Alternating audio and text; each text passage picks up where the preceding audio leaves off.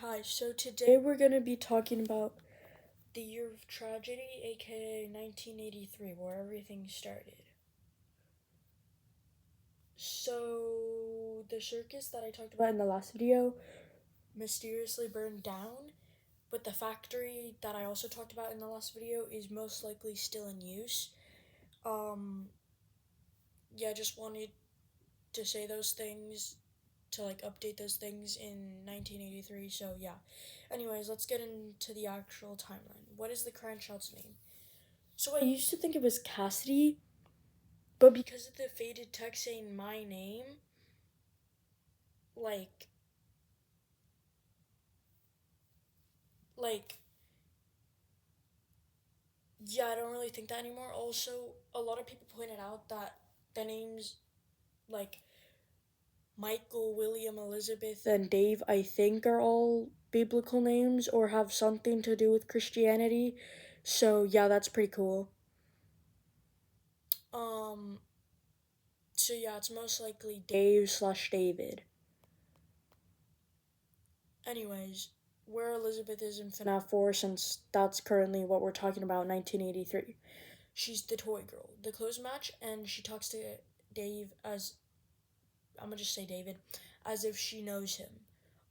Also, the only thing missing from her toy collection is Mangle, who's in Elizabeth's room. So this debunks Eliza first. I mean, it was already debunked probably various times, and it's stupid. It's a stupid theory. Anyways, where Charlotte is. Charlotte is the kid holding the rabbit doll. We know FNAF 4 was supposed to be the final game, so why have any characters missing? Also, the novel trilogy was written during this time, and in the novel trilogy, Charlotte had a rabbit doll that was made for her by Henry, just like the kid in FNAF 4. So this kind of debunks Charlie first. I mean, there's problems with Eliza first and Charlie first, but not really Dave first. I'm calling the crying child Dave from now on because, yeah, that's his name.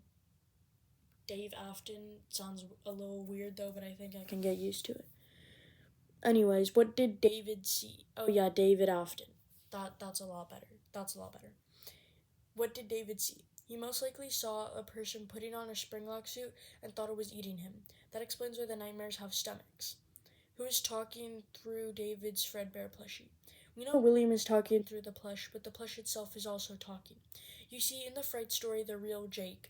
Jake is a dying boy with a brain tumor or something like that, like a problem with his brain that's killing him, who is dying. His father speaks to him through a doll to cheer him up though.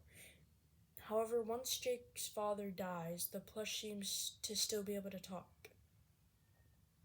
This story reflects the Fredbear plushie, David and William. My bad, I'm still used to calling the crying child Cassidy. Anyways, what are the nightmares? By this point, we should all know that they are the product of the hallucinogenic gas experiments. William is taking tests on his own son to experiment with child fear. Also, the reason Fredbear plushie says we are still your friends is because David is seeing his friends come to life and try to kill him. The Bite of 83. Aftermath. David was rushed to the hospital as the nurses and doctors tried to save him, yet to no avail. He died after hearing a tearful apology from his brother and a promise that went unfinished from his father. It was at this point his soul latched onto his haunted plush friend and possessed him. Yeah, so that's basically it. Now this is only half of 1983, because half of 1983 is basically just FNAF 4. I'll go over the other half of 1983 later. So, yeah. Also, if you believe Cassidy victim, you should probably watch and look for all the evidence of David being the crying child, because yeah, a lot of people convinced me on Reddit. So, anyways, bye bye.